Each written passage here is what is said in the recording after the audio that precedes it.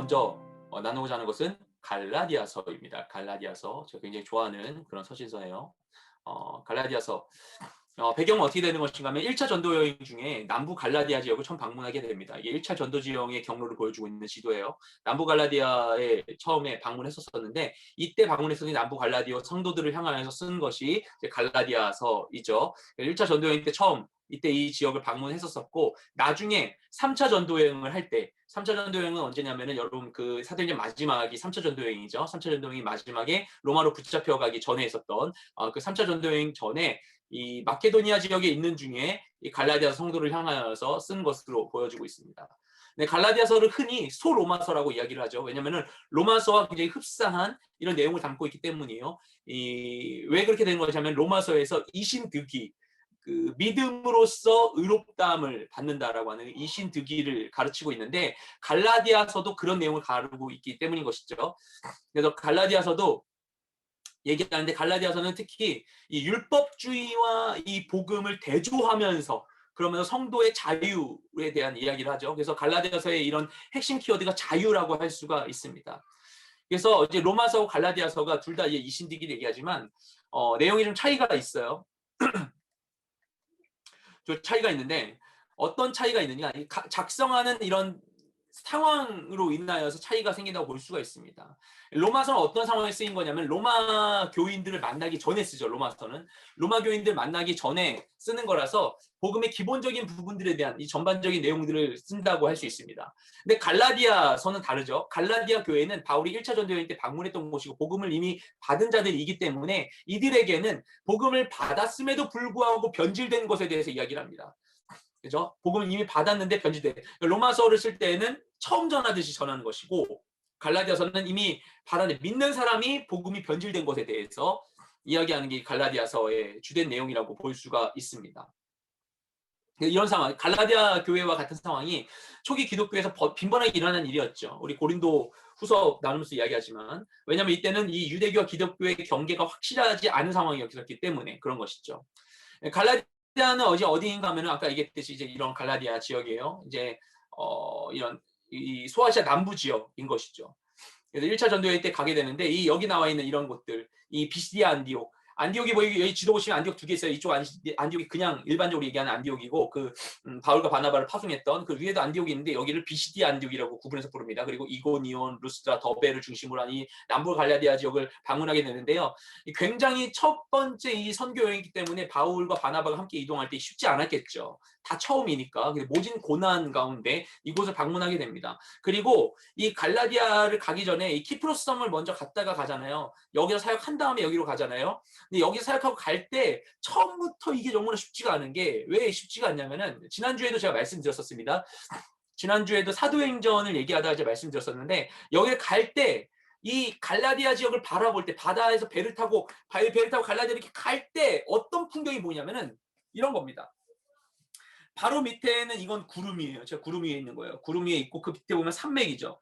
이것을 타우루스 산맥이라고 해요. 토로스라고도 하고 이 타우루스 산맥이 해발 3,000m의 아주 높은 그런 산맥입니다. 굉장히 높죠. 백두산보다 높은 거 아니에요?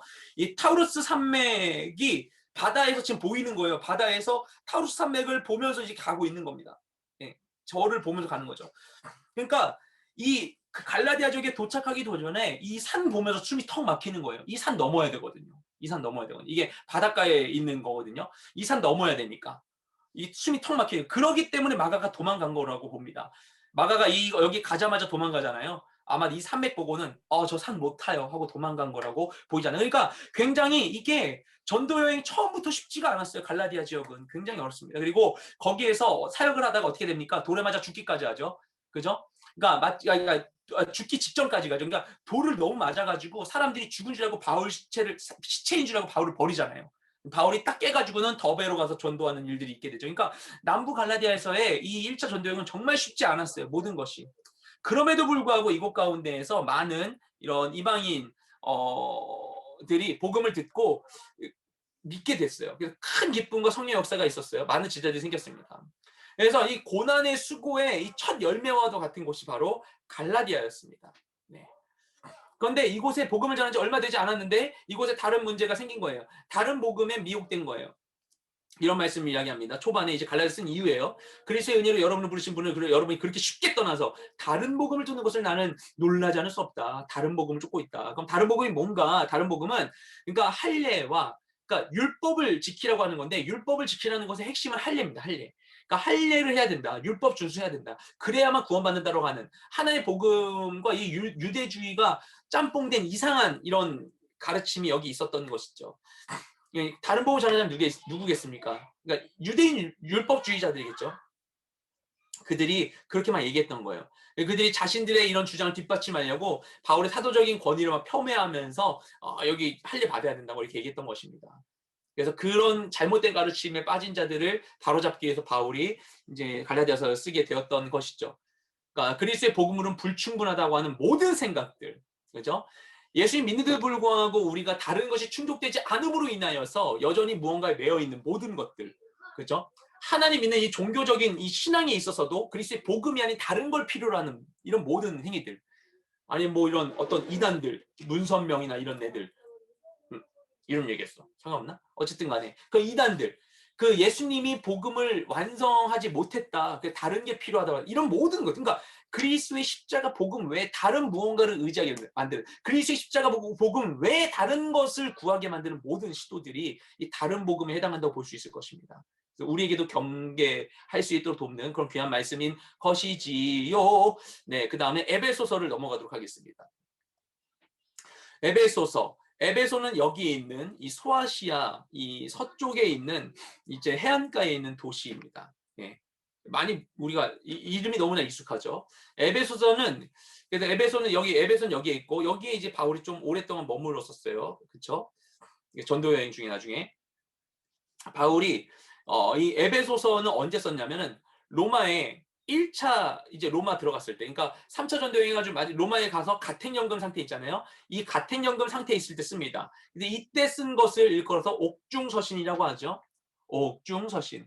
에베소서, 빌립보, 골로새서와 빌레몬서까지 이 넷을 옥중서신이라고 합니다. 이 네 가지 옥중서신은 바울이 처음으로 로마에 가서 이 가택연금 상태에 있을 때 그때 쓰는 것입니다. 이때는 좀 뭐랄까요, 이 그 투옥된 상태가 나쁘지 않았으니까. 그래서 사도행전 후반을 보면 이때 가택연금 상태에 있을 때 사람들이 방문한 사람들한테 복음 전하고 이런 걸 하죠. 이런 가택연금 상태에 2년 정도 있었던 걸로 보고 있습니다. 그 중에 썼던 옥중서신 중에 하나가 에베소서예요. 에베소서 굉장히 은혜스러운 아주 독특한 아주 좋은 서신서입니다. 그래서 목적은 무엇인가 하면은 이방인 출신 성도들을 향해서 에베소에 있는 이방인 출신 성도들이 어떻게 너희가 이방인들이 교회에 들어오게 되었는지 이 과정과 의의를 설명하는 거예요. 이런 식의 이 설명 전개는 에베소서가 거의 유일합니다. 그래서 되게 재밌는 부분들이 많이 나와요. 교회가 무엇인가?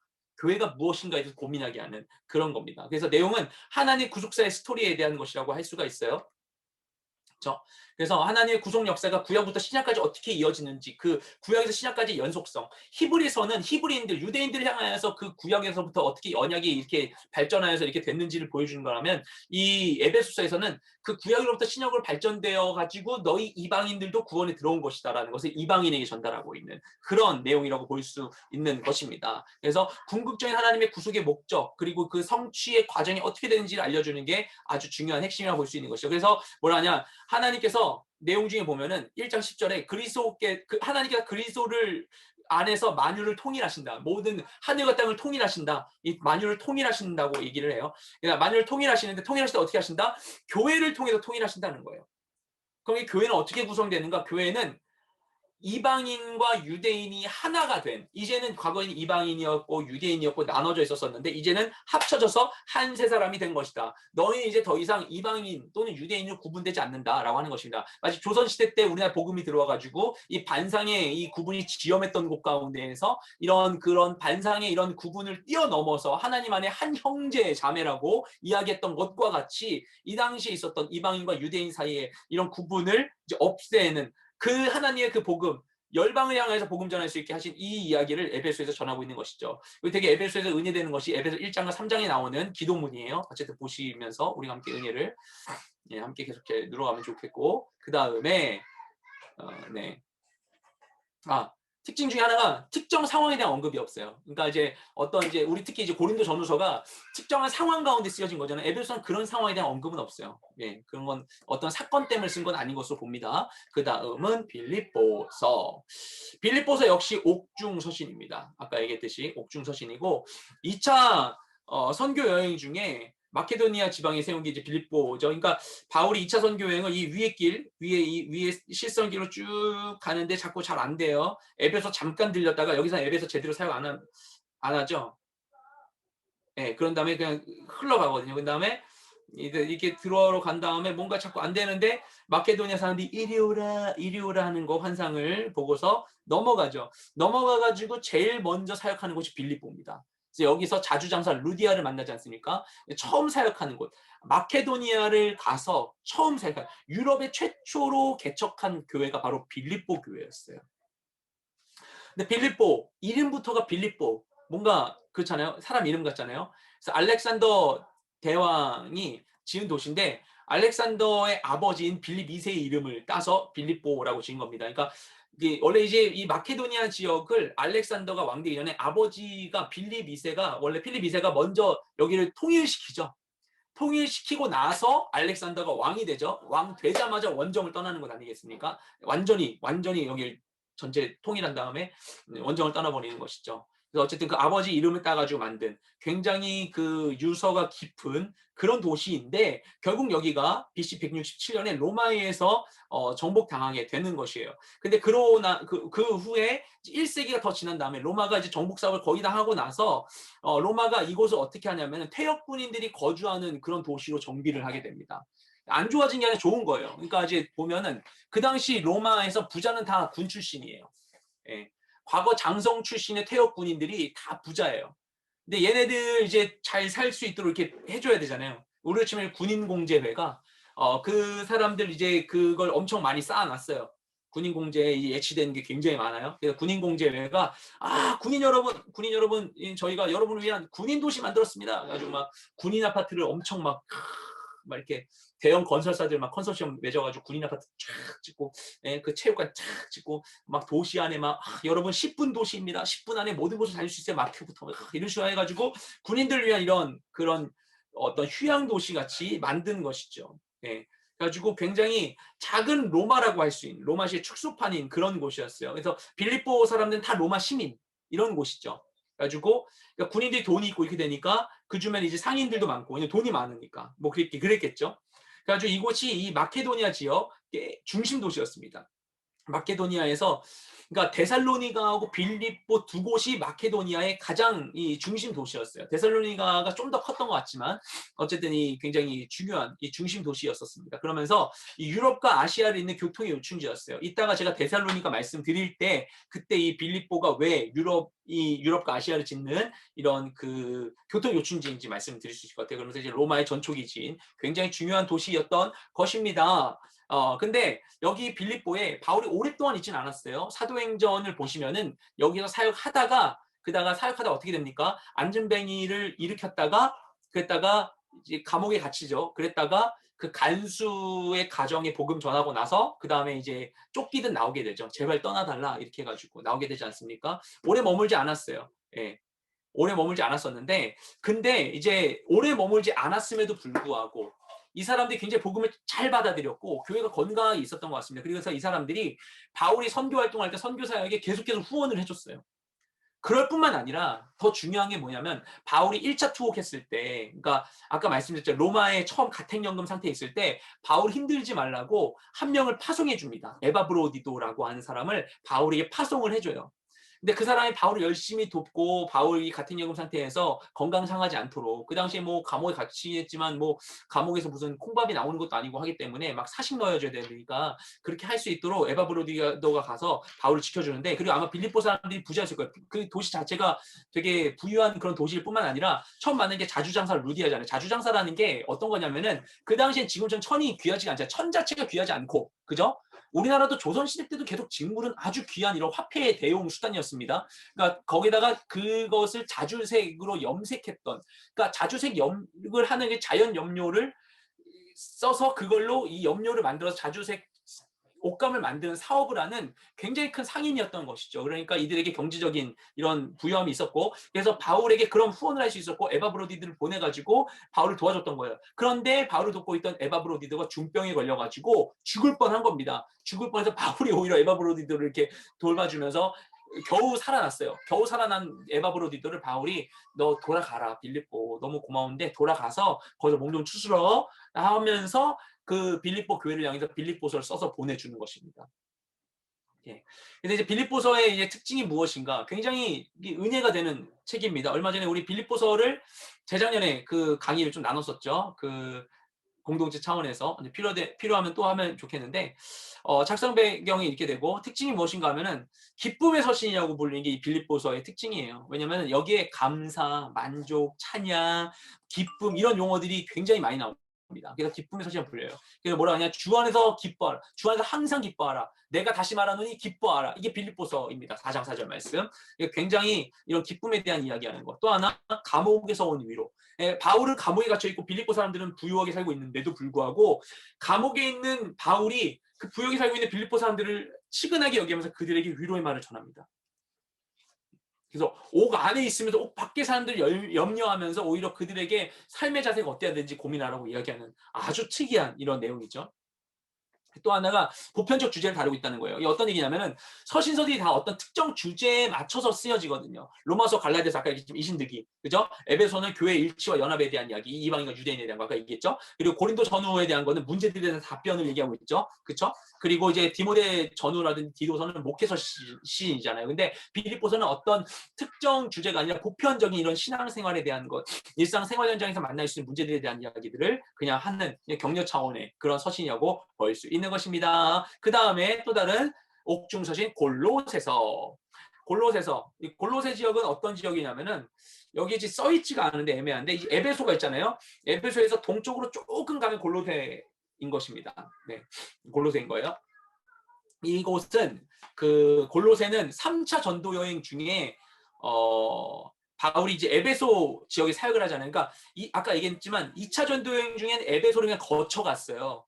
사역을 못하고. 근데 2차 전도 여행 때 바울이 여기서 사역 좀 해야 되는데 하는데 이상하게 하나님이 뭔가 다 이상하게 인도하죠. 그래서 에베소 그냥 거쳐가고 나서 그다음 어떻게 되니까 마케도니아 가가지고 마케도니아하고 이 아가야 지역에서 사역을 하는 거 아니겠어요? 마케도니아와 아가야에서 사역을 한 거 아니겠습니까? 근데 3차 전도 여행 때는 바울이 그때 못 갔다 에베소 가야겠어 하고 에베소 가가지고 에베소 열심히 사역을 합니다. 그래서 에베소에서 사역하는 중에 이제 고린도 교회 문제를 이제 맞닥뜨리게 되고 이렇게 되는 것이죠. 어쨌든 그렇게 되는데 이 에베소에서 사역을 하면서 여기 사역의 열매로 에바브라라는 사람이 회심을 하게 되는데 그 에바브라가 에베소에서 바울에게 배운 다음에 그 다음에 이 에베소에서 동쪽으로 160km 떨어져 있는 골로새로 갑니다. 그래서 그 골로새에서 그 에바브라가 교회를 개척해요. 그러니까 바울이 개척한 교회가 아니에요. 바울에게 영향받고 회심받은 에바브라가 개척한 게 골로새 교회였어요. 네. 근데 이제 이 에베소 지역은 골로새 지역은 과거에 무역 도시로 굉장히 번창한 곳이었었는데 굉장히 그런 곳은 내륙에 번창한 곳이었고 이 골짜기에서 여러 이런 뭐랄까요 어떤 그런 이 자원들이 풍부하고 이래가지고 거기서 이제 많은 뭐 만들고 이렇게 무역하던 이런 도시였는데 이 시기에는 쇠퇴한 도시였어요. 원래 그전에는 굉장히 큰 도시였지만 이 바울이 골로새를 쓸 때는 쇠퇴한 도시였어요. 작은 도시. 근데 이곳은 과거 무역 도시였기 때문에 다양한 인종들이 혼합하여 거주하고 있었었고 다양한 문화와 종교들이 혼재하고 있는 곳이었습니다. 그런데 이곳이 이제 에바브로에 의하여서 개척되고 나서 얼마 되지 않은 상황 가운데 교회는 아직 연약한데 그런데 이단들이 쉽게 와가지고 이들을 막 혼란스럽게 만들고 있었다는 거예요. 예. 그래서 네 여기 특징들이 있죠. 그래서 에바브라가 바울에게 옵니다. 바울에게 상담해요. 바울 선생님, 제가 사실은 골로새서 교회 개척했는데 이런 문제가 있었어요. 이 얘기 듣고는 이 바울이 이 에바브라의 얘기를 듣고는 골로새의 문제에 대해서 답변해서 이 서신서를 이제 기록하여 보내게 되는 것입니다. 그럼 이때 여기서 활동했던 이단은 어떤 애들인가? 이때 이단은 아마도 문맥을 통해 볼 때 유대주의적인 성격, 아까 전에 우리가 갈라디아서 얘기할 때 그 유대주의적인 이단 얘기했어요. 유대주의적인 성격 플러스 영주주의적인 요소가 함께 강한 그런 종교적 혼합주의였던 것 같아요. 이게 초기 영지주의로 봅니다. 영지주의자들은 사실 나중에 2세기 때 엄청난 영향을 미치게 됩니다. 근데 그 이단이 그때는 이제 아예 세력이 있는 이런 사람들로서 교회에 큰 위협이 되었었는데, 이 서신서를 보면요. 이따가 이제 그 영지주의에 대한 얘기는 다른 서신서를 얘기하면서 좀 더 구체적으로 얘기 드릴 건데, 이때 이미 초대 교회 때, 완전 초대 교회 때, 그러니까 이 1세기 중에 그때 이 영지주의, 초기 영지주의 형태의 이단들이 있었고, 이들을 경계하는 서신을 이렇게 쓴 거죠, 바울이. 그래서 이런 내용이 이미 있었기 때문에 나중에 2세기 때 그 영지주의자들이 활동을 했을 때 교회가 이겨낼 수 있었던 것입니다. 하나님께서 미리 그것을 준비할 수 있도록 그들의 환란, 골로새에는 이 이단들로 인한 엄청난 환란과 이 어려움이 있었지만 그것을 바울은 어떻게 했어요? 처음 발견한 거잖아요. 그때 처음 생겼고. 그러니까 이때는 유대교와 기독교의 분화도 아직 확실하지 않고 기독교의 정체성도 확실하지 않고 이단도 얘는 무슨 이단이야? 얘는 뭐네 이렇게 딱 얘기할 수 없는 처음 발견하니까 그런 상황 가운데 있음에도 바울이 진짜 천재 같아요. 그러니까 그것에 대해서 바울이 딱 제대로 신학적으로 딱 정리를 해가지고 그걸 비판하고 어떻게 바로잡아야 되는지에 대한 이야기를 해준 것이죠. 그렇게 함으로 인하여서 이런 영지주의에 대한 답변이 있음으로써 나중에 있는 이런 문제들, 오늘날 있는 영지주의적인 이단들에 대해서도 우리가 답변할 수 있는, 이걸 우리가 대응할 수 있는 이런 능력이 생기게 되는 것이죠. 그렇죠? 근데 결국 이제 어쨌든 이런 이단들의 그 이야기는 결국 아까 갈라디아서 얘기했던 것처럼 그리스도 외에 다른 무언가가 필요하다는 얘기로 가요. 이 논리를 굉장히 단순화시키면. 그리스도 외에 다른 무언가가 필요한 것처럼. 이게 굉장히 중요합니다. 아주 단순한데 이 잣들을 가지고 보면요. 명확하게 보이는 것들이 있어요. 예수 그리스도 외엔 다른 이름이 없다. 다른 구원의 이름 우리에게 주신 적 없다. 이게 굉장히 단순해서 우리가 그냥 아멘으로 받잖아요. 이게 이단인가 거짓인가에 대해서 분별하는데 아주 유용한 이런 명확한 기준이 되는 것입니다. 네, 그 다음에 이제 데살로니가 전후서를 함께 보도록 하겠습니다. 아유 빠르다. 데살로니가 전후서, 데살로니가는 어떤 곳인가? 아까 제가 빌립보 얘기하다가 기억나신가요? 빌립보를 얘기하다가 뭐라고 했던가? 아까 제가 뭐라 했던가? 그 마케도니아 지역의 빌립보가 중심 도시인데 또 하나가 있다고 했죠. 데살로니가라는 곳이 있어요. 그래서 이 데살로니가 지역은 2차 선교 여행 중에 방문한 곳입니다. 2차 선교 중에. 그래서 2차 선교 여행 아까 얘기했지만 이게 2차 선교 여행의 모습이구나. 예. 아까는 3차 선교 여행 거랑 그러니까 보면서 좀 이상했어. 여러분이 그거 그냥 지나가셨겠지만 어쨌든 2차 선교 여행 중에 드로아에서 이렇게 넘어갑니다. 넘어가서 이제 빌립보에서 아까 얘기했죠. 처음 교회 개척하고 그 다음에 가는 게 데살로니가예요. 여기는 데살로니가 가는 것입니다. 예. 이 데살로니가를 이렇게 간 다음에 나중에 2차 선교 여행 중에 쭉쭉쭉쭉 가서 나중에 고린도로 가거든요. 예, 우리 고린도 전서 보잖아요. 이 고린도에 갔을 때 고린도에 있는 중에 고린도에 1년 반 사역하잖아요. 이제는 너무 귀에 딱지 않도록 듣지 않았나요? 그 주일 설교 때. 고린도에 1년 반 있으면서 거기 있는 중에 이 데살로니가를 향하여 쓴 겁니다. 그 절차 이따 설명을 드릴 거예요. 예, 그래서 근데 이 데살로니가 어떤 곳인가? 데살로니가는 로마, 이 이탈리아 반도잖아요. 이탈리아 반도. 그리고 이것은 발칸반도. 근데 이때 마케도니아와 아가야, 소아시아죠. 에게해, 이오니아해. 그렇게 되는데 여기까지 다 다스린 거 아니겠습니까? 네. 그러니까 얘네가 이 소아시아 지역, 이게 굉장히 중요한 곳인데 여기 가야 되잖아요. 가야 되잖아요. 여기 가야 되잖아요. 그리고 적들이 이쪽에 있는데 큰 적이 이쪽에 있으니까 여기 가야 되잖아요. 가는데 여기 있는 거예요. 요게. 그죠? 그러니까 여기서 여기로 편하게 갈 수 있도록 로마가 무엇을 하는가? 길을 뚫었어요. 그게 바로 에그나티아 도로라는 것입니다. 아까 그 지도를 좀 다르게 본 건데 이게 이탈리아 반도입니다. 시실리 섬. 그리고 여기가 마케도니아, 아가야, 소아시아, 에게해, 이오니아해. 그러니까 여기서 에그나티아 도로가 빨간색이에요. 이게 이탈리아 반도를 이렇게 지나면서 이렇게 도로가 있는데 바다 건너 여기서부터 다시 에게나티아 도로가 이렇게 시작되는 거예요. 뚜두두두두두두 하다가 도로가 여기에서 데살로니가를 만나요. 데살로니가를 지나서 빌립보를 지나서 이렇게 가는 겁니다. 예. 그래서 빌립보하고 데살로니가가 중요한 것이에요. 특히 데살로니가는 이 마케도니아 지역의 행정수도예요. 행정수도. 제일 큰 도시라고 보면 돼요. 예. 데살로니가는 그래서 이 교통의 중심지, 동과 서를 잇는 아주 중요한 곳이었다라는 것을 잘 알 필요가 있습니다. 그래서 당시 이 상업과 이런 군사 행정의 중심지였던 곳이죠. 그래서 이곳은 굉장히 인구 20만 명의 대도시였어요. 인구 20만 명, 지금 생각하면 우리나라에서 소도시죠. 그죠? 그 당시에는 대도시였던 거예요. 뭐 지난번에 3.1절에 어디야 더현대 방문한 사람이 20만 명이라고 하던데 데살로니가 전체 시민을 합친 숫자가 더현대에 방문했습니다. 할렐루야. 그 정도로 우리가 오늘날 굉장히 거대한 이 도시 문화에 살아가고 있는데 어쨌든 그런 것이죠. 그래서 이런 도로예요. 이런 도로. 이그나티아 도로가 지금 남아있는 이런 부분들입니다. 지금 저를 향해서 쭉 도로가 쭉 뻗어 있죠.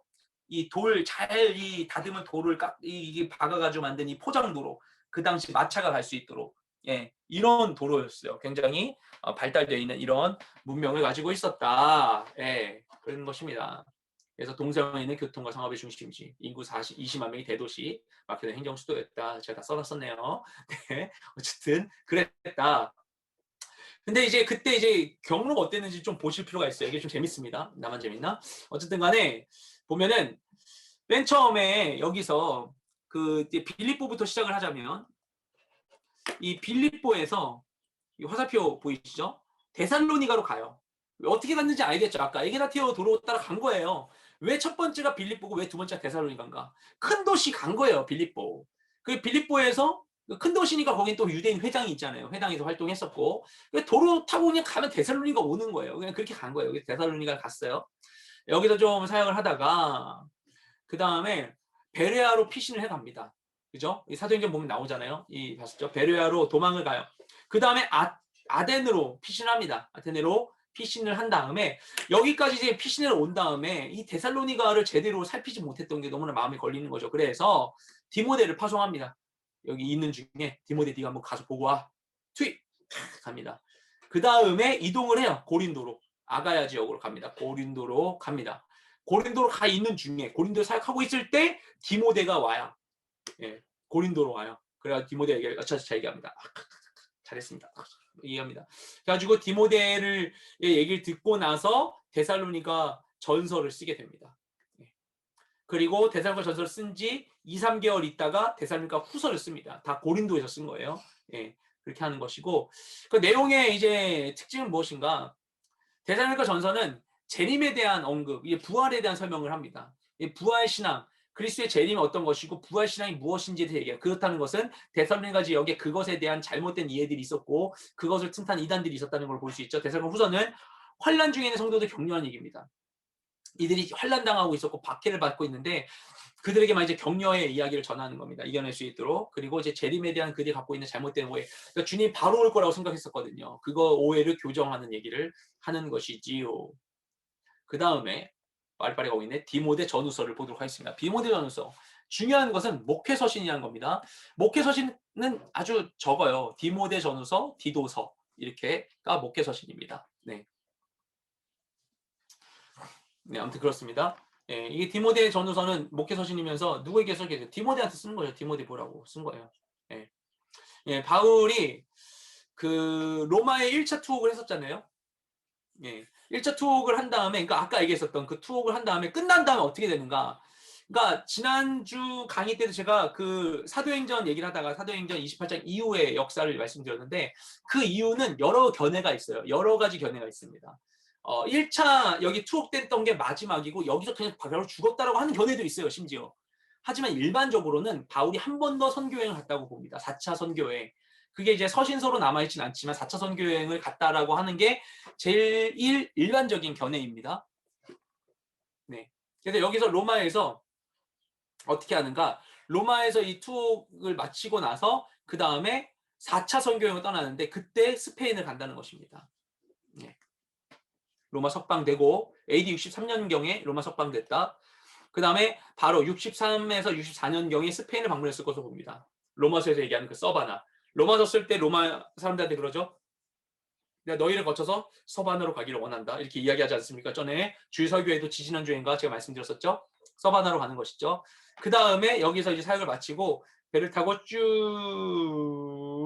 하여서 크레타 섬을 갑니다. 네.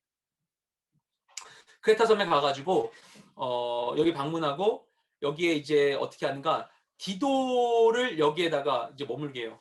크레타 섬은 언제 갔었냐면은 바울이 그 3차 전도 여행을 마치고 나서 이제 여기 계속 가이사랴 빌립보에 갇혀 있다가 그 다음에 이제 호송되면서 로마로 가려고 호송되는 길에 배 타고 가다가 바람 때문에 내려와서 가는 게 크레타 섬이죠.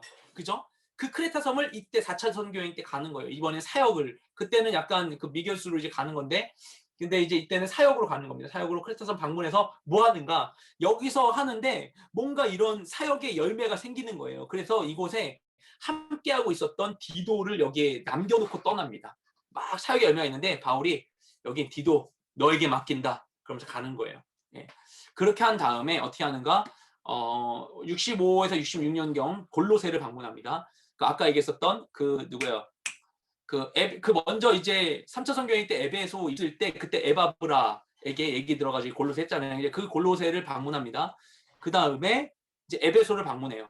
그리고 에베소를 다시 방문한 다음에 여기 또 이제 디모데를 체류시킵니다. 그 이제 마지막 여행이라 그런 건지 여기선 이제 남김없이 자신의 정말 사랑하는 이들을 여기에다가 이제 두고 떠나게 되는 것이죠. 네. 그런 다음에 어떻게 되는가? 이제 마케도니아 지역으로 가요. 그래서 아까 얘기했던 그 빌립보에 갑니다. 이때 빌립보에서 디모데 전서와 디도서를 썼을 것으로 보고 있어요. 그래서 여기서 자기가 두고 왔던 이 디모데에게 잘 있니 디모데야 사역 잘해라. 그리고 디도에게 잘 있니 디도 잘해라. 이렇게 쓴 거예요. 그런 다음에 이제 니고볼리를 통하여서 그 다음에 이제 로마로 가는데 여기서 두 번째 투옥을 합니다. 이때는 로마에서 유대인들에 대한 박해, 그리스도인들에 대한 박해가 엄청날 때였어요. 그리스도에 대한 박해가 엄청난 시기 가운데 이때가 이제 그러니까 그 네로 황제의 그런 막 마지막 이럴 때, 그래서 굉장히 이게 심할 때 그때 투옥이 됩니다. 이때는 굉장히 어려운 상황이었어요. 1차 투옥 때는 같은 연금 상태에서 좀 괜찮았는데 이때는 정말 힘든 이런 굴 가운데 있었던 거죠. 그때 디모데 후서를 썼던 것으로 봅니다. 예. 그 가운데 마지막으로 쓴 게 디모데 후서인 것이죠. 예. 나에게 와라. 보고 싶다. 뭐 이렇게 얘기하는 거죠. 굉장히 슬프죠. 감동적이면서. 네. 어쨌든 그렇게 됩니다. 디모데전서 그리고 이제 순교하게 됩니다. 네, 68년도에. 디모데전서의 기록 목적 어떻게 되는 것인가? 맨 처음에 이제 3장 14절 15절에 나와요. 너로 하여금 하나님의 집에서 어떻게 행하여 할지를 알게 하려 함이니 디모데에게 하는 말이에요. 하나님의 집에서 교회에서 네가 어떻게 해야 되는가? 디모데는 그가 남겨지게 되었던 이 에베소 교회의 목사라고 볼 수 있어요. 그에게 이제 어떻게 목회해야 될지, 어떻게 사역해야 될지 알려줘요. 그래서 목회 서신인 거예요. 예. 그래서 뭐 하냐? 복음의 진리 수호하도록 얘기하는 거. 이단 경계하라는 얘기를 하고요. 그 다음에 되게 중요한 얘기가 뭐냐면은 이 목회 사역의 이런 원리와 지침들을 얘기해 주는 겁니다. 목회자의 자세에 대해서 어떻게 해야 되는가 이런 얘기를 하는 것입니다. 디모데 후서도 기록을 하죠. 디모데 후서는 어떻게 한 것인가? 이제 영적인 아들인 디모데를 만나고 싶은 거예요. 왜냐하면 너무나 춥고 힘든 이런 감옥에 있다 보니까 너무 보고 싶은 거예요. 추운 지하 감옥에 있고 또 거기 뭐라 합니까? 누가 외에는 다 나 떠나왔다. 진짜 힘드니까. 그러니까 너무 뭐냐면은 이제 하나님의 사람들이 우리가 보면서 너무나 은혜 받으면서 영광스럽게 보지만 그는 이 영광스럽지 않고 고통 한가운데 있었던 거예요. 이제 그거를 이기면서 사역하고 있었던 거예요. 예. 그 가운데에서 막 사람들 다 떠난 거예요. 너무 힘드니까. 그렇죠? 누가 웬 다 나를 떠났다. 감옥이 이게 그 바울의 그 당시 감옥으로 여겨지고 있는 곳입니다. 예, 성지순례를 갈 때 진짜 여기였는지 몰라요. 근데 이런 곳이었을 거라 그냥 추측하는 겁니다. 근데 여긴 그래도 이게 창문이라도 있지 여기 창문 보시나요? 창문이라도 있지, 그죠? 근데 굉장히 이런 좁고 이런 추운 이런 열악한 곳에 있었다. 예. 그래서 디모데를 만나고자 쓴 것이고요. 이제 복음 사역이 이제 계속 이어질 수 있도록 교훈과 검연을 하는 것이죠. 자신이 마지막 때가 온 것 같으니까. 이때가 이제 네로의 통치 말기였어요. 예, 근데 교회가 굉장히 힘든 상황이었습니다. 외부적으로는 로마의 박해가 엄청난 상황 가운데 있었었고 내부적으로는 이단들이 침투했었던 것이죠. 예, 영지주의 같은 그런 이단들이. 그래서 그것을 다 경계하여 사역하도록 하는 그런 서신서였습니다. 마지막 서신, 바울의 마지막 서신 디모데 후서인 것이죠. 예, 그렇게 보면 좀 더 달라요. 은혜가 다릅니다. 그다음 이제 디도서입니다. 디도서도 이제 이름 디도. 아까 우리 봤잖아요. 어떻게 합니까? 디도 어떻게 하죠? 크레타 섬에 두고 가죠. 디도를. 예, 그래서 디도에게 쓰는 목회 서신입니다. 이거 역시. 아까 얘기했듯이 사도행전 이제 28장 이후에 얘기를 했죠. 예, 여기서 이제 4차 선교행 시작, 스페인 찍고 핑 해가지고 이제 크레타섬 가서 여기 디도 놓고 그다음에 골로새 갔다가 그 다음에 에베소 갔다가 빌립보 가서 여기서 에베소에 두고 온 디모데와 크레타 섬에 두고 온 디도를 향하여서 서신서를 썼다를 말씀드렸습니다. 예. 디도는 바울의 전도를 통해서 회심한 동역자예요. 그러니까 바울이 전도한 사람이에요.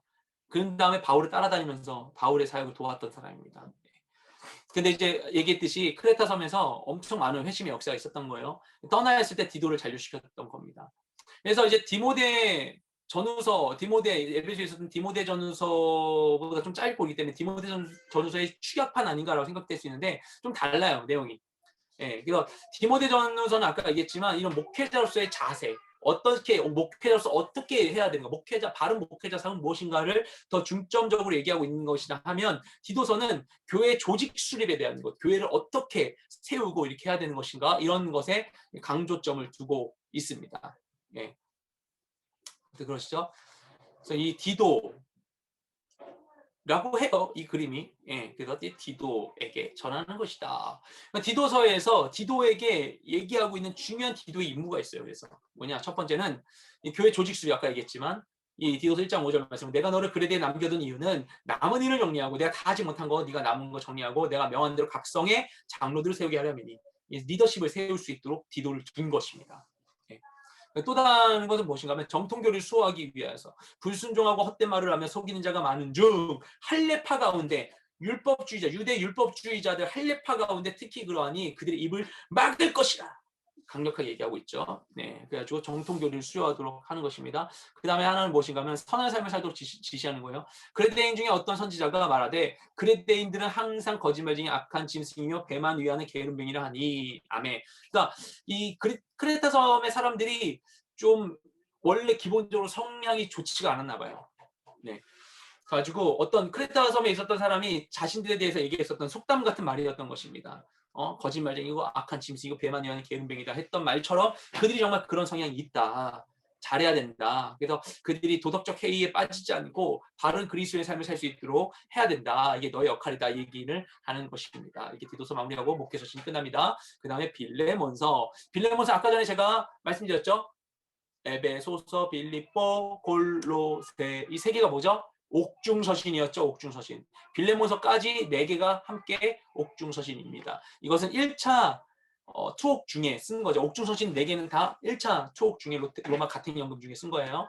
그러니까 이게 강의를 오늘 길게 하니까 여러 개를 하니까 되게 양이 많고 힘들지만 하지만 한 번에 하니까 이게 헷갈리지 않게 정리가 될 것 같아요. 그죠? 왜냐면은 이 강의 들었을 때 뭐 듣고 저 강의 때 이렇게 따로따로 들으면 뭐 들을 때만 헷갈려. 이게 뭐였지 이렇게 하려지는데 한 번에 얘기하니까 이게 좀 더 그런 이야기 좋을 것 같아요. 아니에요? 하여튼 저는 그런 것 같아요. 어쨌든 가지고 이제 그 감옥에 갇혀 있는 이 바울을 그리는 그림 중에 하나입니다. 예. 이런 상황 가운데 어떻게 썼는가? 빌레몬이라고 하는 개인을 향해 쓴 거예요. 빌레몬 읽어라 하면서 쓴 거예요. 빌레몬을 썼는데 왜 썼냐? 잘 알고 있지 않습니까? 자신이 만난 오네시모라고 하는 사람을 용서하라고 한 거예요. 오네시모라는 사람을 용서해라. 오네시모는 이 빌레몬이라는 사람의 종이에요. 이 빌레몬은 그럼 누구인가 하면은 그 골로새 지역의 지도자 중에 한 명입니다. 예. 골로새서를 썼잖아요. 근데 그 골로새 지도자 중에 한 명이 빌레몬인데 이 빌레몬에게 쓰는 거예요. 여기 와서 오네시모라는 사람을 만났고 오네시모가 바울을 통해서 회심을 했거든요. 로마에 와서 회심을 했는데 오네시모 얘기 들어보니까 얘 빌레몬의 종이었어? 가지고 빌레몬에게 오네시모를 받아주고 용서해달라고 한 거예요. 왜냐? 오네시모가 주인 빌레몬에게 해를 끼치고 달아난 노예였었던 거예요. 당시 로마법으로는 이런 경우에 죽여도 되는 것이었습니다. 사용시킬 수 있던 거예요. 그리고 노예는 당시에 재산을 여겨졌으니까 그랬던 것이죠. 근데 이 오네시모가 로마로 도망쳤다가 바울을 통해 회심한 거예요. 그리스도인이 된 거예요. 그리고 자신의 이 죄에 대해서 다시 새롭게 하고 싶었던 거예요. 그리고 이제 바울 곁에서 수종드는 자가 되었는데 바울이 일단은 오네시모가 자기 옆에 있어서 자기를 도와주니까 너무 좋은데 그리고 그냥 가만히 있어도 되잖아요. 입싹 씻고 그냥 있어도 되는 거잖아요. 사실 인간적으로 생각할 때 어떻게 보면 나쁘지만. 근데 이것을 안 된다. 이거는 결자 해지해야 된다. 이거 제대로 빌레몬하고 얘기를 해야 된다. 그래서 빌레몬의 승낙을 얻어서 이 선한 일이 빌레몬의 허락을 받음으로 해서 진짜 억지가 되지 않도록 하기 위해서 한 겁니다. 이게 제일 재밌는 건 뭐냐면은 용서하도록 하고 그리스도 안에서 사랑을 얘기하지만 종과 주인의 관계를 그대로 인정하고 있다는 것이죠. 그러니까 세상의 시스템이 종과 주인의 관계가 있을지라도 그 안에서 하나님의 사랑이 충분히 이루어질 수 있다. 그러니까 세상의 시스템으로 인하여서 우리 모든 게 제한된 게 아니라는 거예요. 그러니까 오늘날 우리가 많은 영향을 받고 있는 게 공산주의, 사회주의에 기반이 되는 구조주의적인 철학에 대한 것, 세상에 있는 시스템과 구조가 모든 것을 다 결정짓고 있다. 그리고 그로 인한 이런 경제에 대한 이런 어떻게 경제권을 갖게 되는가가 세상의 시스템에 이제 힘을 쥐는 이 문제가 되는 것이다라고 하는 이런 구조주의적인 관점과는 너무나 다른 거예요. 당시 세상에 이런 시스템이 있고 이거에 뭐 좋고 나쁘고도 있겠지만 그 가운데 이 종과 주인이어도 이 안에 그리스도의 사랑을 나눌 수 있다라는 거예요. 그러니까 하나님의 이 복음의 은혜와 이 능력은 세상의 시스템을 전복시키며 이긴다기보다는 모든 시스템, 어떤 시스템 가운데도 복음의 능력은 설 수 있게 되는 것이죠. 무슨 얘기인지 아시겠죠? 하나님 나라는 그냥 세워진 거예요. 그러니까 로마를 이겨서 유대인의 광고 이루어야지만 하나님 나라를 이긴 게 아니라 그러지 않은 상태에서 예수님이 이미 유대인의 왕이셨던 거잖아요. 그런 것이죠. 네, 어쨌든. 근데 그 오네시모, 근데 그래서 그 당시에 그런 노예 제도 안에서 얘기하는 겁니다, 지금. 그죠? 빌레몬의 허락을 받는 것인가. 근데 이럴 수 있잖아요. 이 노예 이건 나쁜 거야. 좋지 않은 거 맞죠? 근데 노예 이거 나쁜 거야. 그래가지고 빌레몬 너 그냥 이거 노예 없던 걸로 해, 그냥. 한다든지 그냥 내가 그렇게 생각해. 에이, 그런 거 같다. 에이, 뭐 빌레몬 뭐 허락받고 뭐 있어. 그냥 내가 그냥 있지 뭐. 이렇게 하는 게 아니라는 거예요. 빌레몬에게 얘기를 해가지고 이들이 제대로 그 당시의 사회적인 이런 컨센스 안에서 그들이 제대로 이 해결을 하고 이게 할 수 있도록 하는 것이었습니다. 그래서 선한 일이 억지가 되지 않도록 하기 위해서 그래서 어떻게 하는가? 빌레몬한테 편지 쓰면서 그래서 오네시모를 너한테 보낸다. 오네시모가 가는 거예요. 죽을지도 모르는데 이게 대단한 겁니다. 그러니까 오네시모 얘 진짜 바울 잘 만나가지고 그냥 바울 앞에서 그냥 잘 보여가지고 그냥 자기 그냥 빚 탕감하고 종이 주인에게 그냥 용서받으려는 애. 아유 오네시모 너 진짜 이게 아니에요. 오네시모는 빌레몬에게 가는 겁니다. 예, 죽음을 각오하고 멋있지 않아요? 그러니까 진짜 이 사람이 진짜 변화된 거예요. 그러니까 자신이 해를 입혔던 그 옛 주인 빌레몬에게 용서 구하러 가는 거예요. 아 진짜 멋있지 않습니까? 회개 합당한 열매를 맺는 거예요. 예, 이게 진짜 그리스도의 자세인 것 같아요. 그죠? 그리고 이건 추측입니다만 이 빌레몬서는 지금 우리에게도 익혀졌다는 것은 이미 초대교회 때 빌레몬 개인에게 쓴 바울의 편지인 빌레몬서가 회람이 되었다는 거예요. 그 말인즉슨 아마도 기록이 남지 않았지만 이게 그 상상도인데 빌레몬이 오네시모를 용서해주지 않았을까? 네. 빌레몬이 오네시모를 결국 용서했기 때문에 이 편지가 널리 읽혀지게 됐고 우리에게까지 온 게 아닌가라고 보게 되는 것입니다. 그래서 그리스도 안에서의 용서와 사랑이 신분과 계층을 뛰어넘어서까지 역사한 것을 보여주는 게 이 빌레몬서입니다. 놀랍죠? 예. 그다음에 히브리서 계층과 신분을 뛰어넘는 사랑. 네. 히브리서를 보도록 하겠습니다. 제목대로 히브리인들을 향해 유대인들을 향해 쓴 서신입니다. 근데 재밌는 특징은 무엇인가 하면 작자 미상이다. 많은 추측을 합니다만 이제 바울 아니겠나? 왜냐하면 이게 아무나 썼을 만한 게 아니거든요. 이게 유대 전통에 해박한 인물이어야 돼요. 네. 그러면서 복음에도 해박하고 이런 사람이기 때문에 아마 뭐 바울 아니겠냐 아니면 아볼로나 바나바나 브리스길라 정도로 그 당시 굉장히 유대교 출신의 이런 뛰어난 지도자 중에 한 명일 것이라고 보고 있습니다. 이거 왜 썼는가? 유대교는 당시에 로마 정부로부터 허가받은 종교였는데 기독교는 그러지 못한 상태였어요. 불법 종교였던 것입니다. 근데 이제 AD 64년도에 로마 대화제가 일어났는데 네로가 그 책임을 이 기독교인들에게 덮어 씌우게 돼요. 정치적으로. 나빴죠. 진짜 정치적으로 이렇게 이용하는 거. 근데 이때 그럼으로 인하여서 기독교인에 대한 대박해를 감행하게 됩니다. 그러니까 기독교인이면은 유대교 출신의 기독교인들이 있잖아요. 유대교 출신의 기독교인 바울처럼 유대교 출신의 기독교인들이 아니 나 기독교인이면 죽는데 유대인은 안 죽이니까 그러면 기독교인이지 않고 이제 유대교로 돌아가야겠다. 나 할례도 받았으니까 유대인이라고 해야지 하고 이렇게 회귀하는 일들이 일어나게 된 겁니다.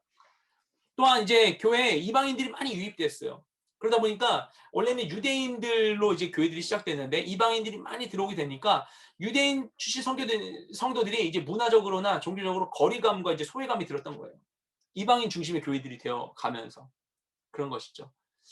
지금 이제 그렇게 된 것이죠. 그래서 유대교 출신 성도들에게 이제 유대교를 내가 돌아가야 되나 이런 고민을 하게 되는 겁니다. 근데 그것이 얼마나 위험한 건지 이게 배교의 위험이 될 수 있다는 걸 그들이 몰랐었던 것이죠. 그래서 이 히브리서 저자가 그리스도의 우월성을 전합니다. 예수 그리스도의 십자가가 왜 의미 있는 것인지를 유대적 관점으로 팍팍팍 얘기해 줍니다. 놀라운 얘기를 하고 있는 거예요. 근데 결국에 그리스도는 구약의 천사나 레위 계통의 제사장보다 비교할 수 없이 크신 분이다 얘기를 하는 것입니다. 그리스도의 십자가 사건이 불완전한 이 구약의 제사 제도하고는 비교할 수 없는 완전한 이 죄사함의 하나의 놀라운 역사다라는 것을 논리적으로 보여주는 것이에요. 그래서 이게 탁월한 유대 문화에 대한 이해, 구약에 대한 식견으로 이걸 다 풀어내고 있기 때문에 당대 유대인들에게 굉장히 도움되면서 동시에 오늘날 우리에게도 구원과 이 복음을 이해하는 데 있어서 또 구약과 신약의 연속성 가운데서 굉장히 도움이 되는 아주 좋은 서신서인 것이죠. 그 다음에 야고보서입니다. 야고보서는 야고보가 썼죠. 야고보. 이 야고보는 예수님의 12제자 중에 야고보가 아니죠. 예수님 12제자 중에 야고보는 사도행전에 나오지만 바로 첫 번째 순교자로 죽게 됩니다. 이 야고보는 이 나중에 예루살렘 공의회 때 등장하는 바로 그 야고보입니다. 이 야고보는 예수님의 형제입니다. 혈육입니다. 마리아와 요셉 사이에 난 아들 중에 한 명입니다. 예, 이 사람이 예루살렘 교회 지도자였어요. 그러니까 이 사람이 원래는 불신자였었는데 예수님 생전에는 복음서에도 나오지만 부활하신 주님을 만나고 난 다음에 회심한 것으로 보입니다. 예. 그래서 나중에 이따가 얘기할 유다서 쓴 유다도 같이 형제인 것이죠. 예. 이인데 야고보가 당시 초대교회의 중심적인 인물이었어요. 그래서 사도행전 15장 예루살렘 공의회에서 이걸 마무리 짓는 게 야고보죠. 그게 바로 얘예요. 얘. 그래서 너희가 기둥같이 여기는 야고보와 게바라고 얘기하거든요. 그 갈라디아서에서 그런 표현 쓰죠. 너희가 기둥같이 여기는 야고보, 게바. 그러니까 베드로와 야고보가 당시 이 초대 교회, 특히 예루살렘 교회에서 최고 지도자였던 거예요. 예. 근데 아마도 이 야고보서 내용을 보면은 AD 49년경에 예루살렘 공의가 있었던 걸 봐요. 그 사도행전 15장에 바울이 가서 이제 이방인에게 복음 전하는 것에 대한 얘기하는 예루살렘 공의회 전에 기록된 걸로 보고 있습니다. 내용을 봤을 때. 예. 그래서 어떻게 쓴 것이 어떻게 쓴 거니까 디아스포라로 이렇게 가게 된 디아스포라가 흩어지는 그 유대인 성도들을 향하여서 쓴 거예요. 그래서 야고보는 유대인이고 이 사람은 철저한 유대인 사역을 한 사람입니다. 사도행전에 왜 이 사람이 안 나오겠어요? 지도자인데. 사도행전은 이방인에게로 복음이 그 사도행전 1장 8절 말씀이 전파되는 것. 예루살렘과 온 유대와 사마리아 땅 끝까지 이뤄 내 증인이라. 이 전파 과정 보여주기 때문에 야고보는 중심에 있지 않는 거죠. 예루살렘에서 주로 사역한 유대인 사역자이기 때문에. 야고보는 그죠? 그리고 이제 야고보의 역할은 굉장히 중요합니다. 이방인 바울과 이 베드로나 이런 식의 바나바 같은 이방인 사역이 잘못되지 않았다는 것을 증거해주는 유대인 지도자였어요. 이 사람도 복음에 바로 세워진 사람이었습니다. 어쨌든 간에 이 사람이 흩어진 그리스도인 중에 유대인 그리스도인을 향해서 야고보서를 쓰게 됩니다. 근데 이 야고보서는 굉장히 큰 특징이 뭐냐면 이제 베드로 전후서와 야고보서가 특히 바울 서신들을 보잖아요. 바울 서신이 이신득이의 기본이잖아요. 그러니까 믿음으로써 의를 얻는 건데 이 베드로 전서하고 야고보서에 아주 다른 특징이 있죠. 이게 반대된다고 느껴지지 만큼 뭐냐면 실천적인 신앙을 강조하는데 야고보서가 최고 빵입니다. 예, 진짜 예, 실천적인 신앙을 엄청나게 강조하고 있어요. 예, 심지어 이제 실천이 신앙 생명, 그러니까 신앙의 이런 뭐랄까 신앙의 이 다른 신앙을 갖고 있는가 이 여부의 판단 기준이 바로 이 어떻게 행하느냐에 있다. 행함을 굉장히 강조한다. 그렇기 때문에 이걸 가지고 행해야만 한다. 행함으로 얻는 이 행위 구원에 대한 것을 생각하게 되는데 그건 아니다라는 것입니다. 네. 그래서 이제 그 아까 얘기했듯이 야고보가 예수님 부활 승천하신 지 불과 20년이 채 되지 않은 시점 가운데에서 예루살렘 교회 지도자 중 한 명이었어요. 왜냐? 예루살렘 공의회 사도행전에 보면 야고보가 예루살렘 교회의 지도자인 걸로 보이잖아요. 그러니까 승천하시고 그렇게 오래되지 않은 시점이거든요. 그때가 한 20년 되지 않을 때 이미 지도자였구나를 그걸 통해 우리가 확인한 것입니다. 근데 이때 그가 로마 제국 내에 흩어진 그 디아스포라 유대인들에게 이제 보내게 되는데 그 스테반의 이 순교 이후에 사도행전 보면 스테반 순교 이후에 교회가 뿔뿔이 흩어지게 되죠. 그때부터 이제 교회들이 예루살렘에만 있었던 이 성도들이 예루살렘에서 은혜 받고는 이 디아스포라가 자기들 디아스포라 지역으로 돌아가지 않고 예루살렘 모여 있었는데 스테반 순교 후에 다 흩어지게 되죠. 다 흩어지게 되는데 이 흩어진 사람들이 이제 박해를 흩어지게 되는데 그들을 통해서 이제 복음이 계속 전해지게 됩니다. 개종이 일어나게 됩니다. 시련 속에서 계속 복음을 전하게 돼요. 이게 그때 디아스포라 흩어진 모습을 보여주는 지도입니다. 그래서 이 화살표를 따라 여기저기로 가게 되는 거예요. 네, 저쪽으로 또 막 가게 되고 일로도 가고 요로도 가고 요로도 가고 요로도 가고 이렇게 로마로 가니까 이 로마로 간 사람들이 로마서 쓴 거죠. 쫄로도 가고 쫄로도 가고 이렇게 한 거예요. 이렇게 막 복음이 전해지게 됩니다. 그리고 이쪽으로도 예. 이집트 쪽으로도 알렉산드리아 쪽 이쪽으로도 이제 가게 되는 것이죠. 예. 그래서 이들 가운데 많은 문제들이 발생했었습니다. 간 곳 가운데에서 시간이 지나면서 어떤 문제냐? 외적으로 유대교의 핍박이 있었어요. 유대인 출신인데 유대교하고 이렇게 경계를 끊는 것 같고 유대교가 다르니까 유대교에서 이제 핍박을 하게 되는 것이죠. 핍박을 하고 그 내적으로 서로 간의 갈등이 또 있어서 비방하고 판단하고 믿는 사람끼리 그리고 가난한 자들만 무시하고 차별하고 또한 세속화되는 일들이 있었습니다. 초대 예루살렘 교회는 다르죠. 초대 예루살렘 교회는 서로 가진 것을 나누고 다 나누고 내 거, 네 거 없이 막 하는 모습이었는데 이미 이때 그게 다 무너졌어요. 세속화되는 이런 모습을 보여주고 있었었고요. 그 다음에 이제 이신득이를 가르치는 바울의 가르침. 바울은 이신득이를 가르치는데 이건 야고보인데 이런 바울의 가르침을 곡해하는 사람도 있었던 것입니다. 예. 그래가지고 그리고 아니 바울의 가르침을 아전인수격으로 자기 해석해서 이 세속적인 삶을 합리화하는 믿으면 돼. 그러니까 막 살지 뭐 이런 거 있잖아요. 그냥 어차피 믿기만 하면 뭐 이렇게 된다는데 그냥 막 평생 내 마음대로 살다가 죽기 직전에 하나님 믿을래 이런 거 이상한 생각하는 거 있죠. 그거예요. 딱 그거. 그거를 이제 비난하는 걸 야고보가 합니다. 네. 그러니까 바울과 같은 생각을 갖고 있다는 거예요. 이신득이를 인정하는 것입니다. 네. 예, 그래서 이런 이들이 뭐라고 얘기하는 것인가? 이런 이들을 향하여서 실천에 대해서 강한 어조를 얘기하는 거예요. 너네 그런 식으로 이신득이 잘못 이해하지만 바울의 이신득이가 너네 믿는다고 하는 거 그냥 막 대충 믿는다고 말하고 그냥 막 살아도 된다는 걸 의미하는 게 아니야. 얘기를 하는 거예요. 그래서 얘기하는 거예요. 실천적인 삶을. 그래서 이와 같이 행함이 없는 믿음 그 자체가 죽은 것이라. 영혼 없는 몸이 죽은 것 같이 행함이 없는 믿음은 죽은 것이다. 그러니까 행함이 없는 믿음은 죽은 것이다. 가짜다. 믿음이 없는 거나 마찬가지다. 심지어는 내용제들 만일 사람이 믿음이 있노라 하고 행함이 없으면 무슨 유익이 있으려 그 믿음이 능히 자기를 구원하겠느냐. 그러니까 믿는다고 아무 말 말해봤자 그 믿음이 행함으로 드러나지 않고 있다면 그는 구원에 대해서도 의심해 봐야 된다. 이런 얘기를 하고 있는 거예요. 무서운 얘기죠. 예. 그렇죠? 그러니까 사람이 행함으로 보면 의롭다 하심을 받고 믿음으로만은 아니다. 말로 믿는다고 해서 아니다. 이 믿음은 행함으로 드러나는 것이다. 라는 거예요.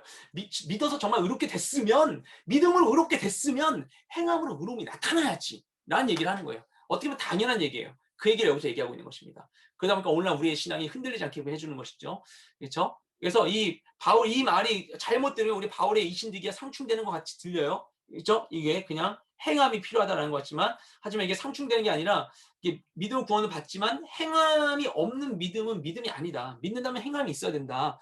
믿는 것에 대한 증거는 행함으로 나타난다라고 얘기를 하고 있는 것입니다. 말로만 믿는 기만적인 믿음을 비판하고 있는 것이라 볼 수 있는 것이에요. 예, 이신득이 상충되는 게 아니다. 예. 그 다음에 베드로 전후서. 아이고, 일단 빨리 가도록 하겠습니다. 베드로가 썼어요. 예, 베드로. 베드로 어부 출신이죠. 근데 여기 베드로 전서는 세련된 헬라 문체로 쓰고 있습니다. 그래서 아마도 베드로 전서는 베드로가 말로 하고 신라가 써줬을 것이다. 신라가 써줬을 것이다. 근데 베드로 후서는 전서에 비해서 문체가 투박해요. 그래서 후반 후서는 베드로가 직접 썼을 것이다. 이렇게 보고 있습니다. 뭐 다른 견해도 있습니다. 베드로가 이제 말씀 인용을 잘하는 걸 보면 베드로가 원래 헬라 문화에 굉장히 익숙하고 말씀 열심히 받던 사람 아니겠는가라고 보기도 해요. 어쨌든 간에 이 베드로는 자신의 말년에 마지막에 수년 동안 로마에서 보내게 돼요. 로마에서 살게 됩니다. 예. 그래서 아마도 바울이 1차 투옥됐을 때쯤부터 베드로도 로마에서 있었고 로마에서 계속 있다가 거기서 죽은 걸로 봐요. 그래가지고 이제 그 잘못된 얘기가 나오는 거죠. 그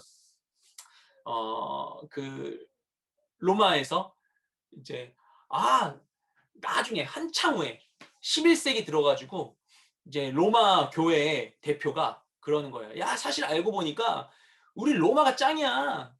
베드로가 첫 번째 교황이었어. 뭐 그런 적 없었는데. 베드로가 첫 번째 교황이야. 그래서 로마의 교회의 총대 주교는 베드로 따라 쭉 이어지는 교황이었어. 사실 나 교황이야. 사실 너네 몰랐지? 난 교황이다. 난 짱이야. 너네랑 달라. 이렇게 하면서 나가서 로마 카톨릭을 만든 거예요. 예. 너무 좀 가볍게 얘기했지만 그렇게 됩니다. 베드로 수익권이라고 하는 것. 예. 근데 어쨌든 베드로가 교황이었다라는 증거는 없어요. 하지만 베드로가 로마에서 죽은 건 맞습니다. 예. 그래서 AD 68년에 네로에에서 순교 당합니다. 바울과 같은 해에 죽은 것으로 보고 있어요. 그러니까 베드로 전서는 그 전에 썼겠죠. 베드로가 이제 전승에 의하면 십자가에 거꾸로 매달렸다 이런 얘기하죠. 그래서 코바디스 이런 내용으로 우리가 나와 있지 않습니까? 근데 서신서에 이제 보면은 이제 이 안에서 로마 박해가 언급돼요. 베드로 이 전서에 보면은. 그래서 그런 거 봐서 아마도 AD 64년에 이 로마 아까도 얘기했죠. 로마 대화제가 있는데 AD 64년에 로마 대화제가 일어난 이후에 죽기 전 사이에 64년에서 68년 사이에 쓴 걸로 보고 있어요. 그러니까 대화제 이후에 그리스도에게 대한 엄청난 박해가 있을 때 이때 그걸 경험하고 쓴 겁니다. 왜냐하면은 이것을 경험한 베드로가 이런 고난이 이후에 있을 것이다. 다른 지역에도 있을 것이다. 소아시아 지역까지 로마 제국 전역에 일어날 것이다. 보고는 미리 이들에게 이걸 경계하여서 깨어있도록 쓴 것이죠. 그래서 여기 보면 이 소아시아 지역 본도와 갈라디아와 갑바도기아 아시아와 비두니아에 흩어진 나그네들에게 쓴다. 그러면 이 소아시아 지역 사람들에게 이것을 전파하는 로마 저쪽에 있는데 여기까지 이렇게 갈 걸로 보기 때문에 그들에게 쓴 것입니다. 너무 되게 그런 상황들을 상상하면 너무 막 되게 막 짠하지 않습니까? 이들의 상황은 어땠었는가? 그리스도인임을 드러내기 어려운 상황 가운데 있었어요. 신앙을 지키면서 경제적, 사회적 불이익을 발생하고 있는 상황 가운데 있었어요. 고린도전서 이제 4장 4절에 보면은 그 이방인들의 음란과 이걸 따르지 않아서 미움받았다는 얘기가 고린도전서에 있거든요. 여기도 마찬가지 아니었을까 생각을 합니다. 그리고 로마의 대화재와 그 이후에 있었던 박해 소식 때문에 두려움이 가중되고 있었어요. 그들에게 베드로가 이제 격려의 말을 하는 것입니다. 뭐냐? 우리는 나그네다. 이 땅에서 이방인과 나그네와 같다. 하지만 영적으로 보면 하나님께 택함 받은 거룩한 족속이고 우리는 거룩한 나그네다. 천국의 순례길을 가고 있는 나그네. 나그네는 맞는데 거룩한 나그네야 우리는. 이러면서 이 세상과 고난을 이길 수 있도록 그들의 관점을 새롭게 해주는 것이죠. 그리스도의 고난에 대해서 새롭게 이해하도록 한 책입니다. 그래가지고 봅니다. 사랑하는 자들아 너희를 연단하고 오는 불시험을 이상한 일이 당하는 것이 이상히 여기지 말고 오히려 너희가 그래서 고난에 참여하는 것을 즐거워하라. 그 영광이 나타내실 때에 너희로 즐거워하고 기뻐하게 하려 함이라. 아멘. 그러면서 고난에 대해서 새로운 관점을 주는 것입니다. 하지만 그 베드로 어떤 사람입니까? 과거에 고난받아서 예수님 배신했던 사람이잖아요. 고난받을까. 그런 베드로가 하는 말이니까 더 이게 새롭게 오는 것입니다. 예. 그리고 이 베드로 전서를 그렇게 쓰고 나서 몇 년 후에 베드로 후서를 써요. 같은 자들을 향하여서. 그래서 차이가 뭐냐면 베드로 전서는 이 박해 앞에서 성도들한테 쓴 격려의 서신이라면은 베드로서는 좀 달라요. 경계의 서신이라고 볼 수 있어요. 왜냐하면은 이때 이 베드로 전서는 외부의 위협, 이 로마로 인한 박해에 대한 건데 베드로서는 이들 안에 있는 내부의 위협, 이단으로 인한 거짓된 가르침에 대한 그런 내부의 위협 때문에 이것을 이렇게 이야기하고 있었던 것입니다. 여기서 얘기하는 건 무엇인가? 우서에서 경계하고 있는 거짓 교사들은 누구냐면은 유대 율법주의적 요소를 가진 초기 형태의 영지주의자들 계속 나오고 있죠. 이런 애들이 있어요. 예, 그래서 이런 애들이 이제 성도들의 도덕적 탈선을 조장하고 있었어요. 이 영지주의자들이 왜 그런지는 이따 좀 설명이 될 거예요. 이단적인 교리를 가르치고 있었어요. 이런 부분들을 이제 바로잡도록 했었던 것이었습니다. 그다음 요한 1, 2, 3서 이번에 바이블 아카데미도 있죠. 요한 1, 2, 3서 들어도 좋은데 대행사 목사님이 강의하는 요한 1, 2, 3서 들을 수도 있는데 여기서 이제 굉장히 짧게 몇 분 안에 설명해 보도록 하겠습니다. 요한 1, 2, 3서를 포함하고 있는 요한이 쓴 서신서는 요한서신이라고 부르고 있습니다. 왜냐하면 기본적으로 서신서가 굉장히 많이 있는데 서신서들이 대부분 바울이 썼잖아요. 바울이 쓴 건 다 바울 서신이라고 불러요. 근데 그러지 않고 서신서 가운데 요한이 쓴 건 요한서신이에요. 요한서신은 무엇이 있는가? 요한은 요한복음을 먼저 썼죠. 요한복음 복음서죠. 요한복음 아닌 서신서가 요한서신인데 요한서신에 요한 1, 2, 3서가 있어요. 요한 1, 3서가 있고 또 하나 요한계시록을 합칠 수가 있어요. 요한계시록을 합쳐서 요한서신하기도 하고 아니라고 하기도 하고 어쨌든 한데 요한서신은 그렇게 되는 것입니다. 요한이 쓴 서신서 요한서신서. 그러면은 바울이 쓴 서신서 바울서신, 요한이 쓴 서신서 요한서신. 그 외의 서신서는요. 베드로도 썼잖아요. 야고보도 썼잖아요. 유다도 썼잖아요. 걔네들이 쓴 서신은 대체 뭘까요? 걔네들이 쓴 서신은 뭐라고 하냐? 일반 서신이라고 얘기하고 있습니다. 제가 굉장히 빨리 말하고 있지만 여러분 다 알아듣고 있죠? 예, 그래서 야고보서, 베드로전서, 유다서는 일반 서신, 요한이 쓴 건 요한서신, 바울 쓴 건 바울서신 이렇게 되는 것입니다. 저자는 요한 할아버지예요. 요한서신 할아버지. 언제 썼는가? 기록시지가 요한이 반모섬에 유배돼서 반모섬에 있는 중에 요한기록 쓰잖아요. 반모섬에 유배되기 전에 에베소에 있을 때 에베소에 목회를 합니다. 요한이. 이때는 이미 베드로 다 죽은 다음이에요. 요한만 남아있을 때 요한이 에베소에서 사역을 했었던 겁니다. 에베소 사역을 하고 있는 중에 이 요한서신을 썼던 것으로 보고 있습니다. 네. 그래서 짜잔 지도 보면은 아까 좌측 보는 그림 좀 다르죠. 이 에베소 지역이 있을 때 그때 이것을 쓴 겁니다. 대상 어떻게 되는 것인가? 요한 1서는 소아시아 지역의 일반 성도들을 향해서 소아시아 지역 가운데 있는 사람들 뭐라 쓴 거예요. 요한 2서는 소아시아 지역에 있는 어떤 어떤 사람이 나와요. 그분 그리고 어떤 교회 이렇게 읽어보시면 압니다. 이 표현 때문에 그런 것인데 쓴 거. 요한 3서는 소아시아 소아시아 지역의 어떤 한 교회의 일꾼이 가이오를 향해서 쓴 것이에요. 내용은 요한일서는 성신하신 그리스도와 성도의 삶에 대한 것, 분별의 신앙에 대한 요한일서는 하고 있고 요한 3서는 선한 종들의 서로 그 안에 교제하도록 이제 권면하는 이야기를 쓰고 있는 것을 볼 수 있습니다. 어떤 상황 가운데 쓴 것인가? 유대 전쟁이 있었어요. AD 66년에서 70년 사이에 유대 전쟁이고 AD 70년이 예루살렘이 멸망했어요. 잘 알고 있죠? 에베소 이렇게 예루살렘이 멸망한 다음에 요한은 어떻게 되는가? 예루살렘 멸망한 다음에 에베소로 이주를 그때 하게 되는 것입니다. 그래서 그리고는 약 30년간 에베소 중심으로 활동하면서 소아시아 지역 가운데 영향을 에베소에서 활동하면서 소아 지역에 영향을 미치고 있었어요. 에베소 중점으로 해서 예루살렘을 이때 예루살렘 교회가 다 무너진 겁니다. 이 유대인들의 이 신앙도 사두개인파의 신앙이 무너지고 바리새파 중심으로 가게 되고 이때부터는 지금의 유대교로 가는 이런 시작이 되는 거죠. 예루살렘이 완전 멸망한 다음에 여기로 와가지고 에베소를 거점으로 활동하면서 소아시아 지역에 이제 영향을 미치고 있었던 것이에요. 소아시아 교회들을 뒀는데 그 가운데 제일 했었던 열심히 한 게 뭐냐면은 영지주의 거짓 교사들을 이제 대처하는 게 가장 중점적 사역이 있어요. 아까 전에 얘기했던 골로새에서도 이제 영지주의에 대한 이야기를 했었었는데 이 요한이 나중에 남아있는 상황 가운데 이게 굉장히 1세기 후반부인데 1세기 후반부에는 영지주의 이단이 점점 더 커지는 거예요. 그러니까 요한이 남아가지고 이게 점점 커진 얘네들에게 계속 대처하고 있었던 거예요. 소아시아 지역 가운데에서. 네.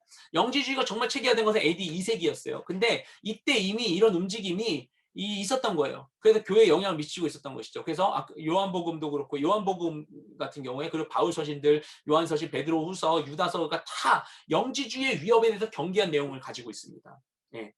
그렇죠? 영지주의 이제 뭔가 제가 여러 번 설명드리긴 했지만 또 말씀드릴게요. 영지주의, 영지의 한자가 이거예요. 이 영적인 거 귀신에 대한 그 영지한 그 지식이잖아요. 영적인 지식이다. 이래 영지인 것입니다. 영지. 네, 영지 이게 헬라어 그노시스 지식이라고 하는 이 그노시스에 대한 표현이에요. 여기서 유래해서 영지주의라고 우리는 부릅니다. 이 사람들은 육적인 것, 영적인 것들을 극단적으로 나누고 있어서 극단적인 나눠서 인생은 어떤 것인가 이 극단적인 나눴는데 육적인 건 굉장히 천하고 영적인 건 귀하고 영적인 지식을 가져야지만 우리는 구원받는 것이고 그래서 육적인 것에 갇혀 있는 이 인생 우리는 그런 상태에 있다. 나중에 죽으면 육체를 벗고 해방되어서 영적인 세계로 가게 되는 것이다. 그게 진짜 구원이다 이렇게 생각하시는 것입니다. 그래서 영적인 세계로부터 이 영적인 세계에서 계시된 영적인 지식을 받아야 된다. 영적인 지식을 이렇게 받아야 되는 거예요. 받아야지만 구원 온다고 얘기했던 거예요. 다양한 양상이 있습니다. 대체로 기본적인 철학은 그런 거예요. 이 영지주의가 주는 함정들이 있습니다. 무엇이냐면 첫째는 구원 간의 문제가 생겨요. 구원은 십자가에 의한 것이어야만 해요. 계속 얘기하죠. 제가 이단 얘기하면서 구원 십자가 예수의 그리스도에 의해야 되는데 그게 아니라 신비한 영적인 지식이 주어진 일부에게만 해당되는 것이다. 근데 그에 대한 안 된다. 영적인 특별한 뭔가 있어야 돼. 이게 영지주의인 것입니다. 이게 굉장히 그런 것이죠. 이건 굉장히 은사주의적인 그런 이단들에도 볼 수 있고 구원파도 나름 그런 부분이 있습니다. 극단적인 금욕주의로 가기도 해요. 육체는 악한 것이기 때문에 가혹하게 취급해야 돼. 극단적인 금욕주의, 극단적 쾌락주의로 가기도 합니다. 뭐 육적인 거는 악한 거니까 마음대로 살아도 돼. 쾌락주의가 되는 것입니다. 네, 그리스도의 성육신을 부인합니다. 근데 가연설이라고 해요. 그리스도는 그러니까 얘기했잖아요. 육적인 것은 천하고 영적인 것은 귀한 건데 그래서 영적인 존재인데 육적인 척한 거다. 육적으로 온 것 같지만 사실은 홀로그램이었어. 뭐 이런 걸로 그러니까 육적인 것처럼 보였다라고 얘기한 것입니다. 아니면 케네트 투스파라고 해서 예수란 영이 어떤 예수라는 인간에게 이 영이 임했다가 떠난 것이다. 이렇게 봅니다. 네. 아무튼 그렇게 얘기한 거. 거의 다 왔어요. 어제 요한1서, 요한2서, 요한3서, 유다서 보도록 하겠습니다. 유다서는 유다가 썼어요. 예수님의 형제 유다입니다. 아까 야고보처럼 예수님의 형제 유다가 썼습니다. 네, 근거를 이렇게 이런 말씀들 보시죠. 이는 그 목수의 아들이 아니냐. 그 어머니는 마리아, 그 형제들은 야고보, 요셉, 시몬, 유다를 하지 않았냐. 여기서 근거하고 유다서를 얘기하면 예수 그리스도의 종이요 야고보의 형제인 유다는 이렇게 얘기하죠.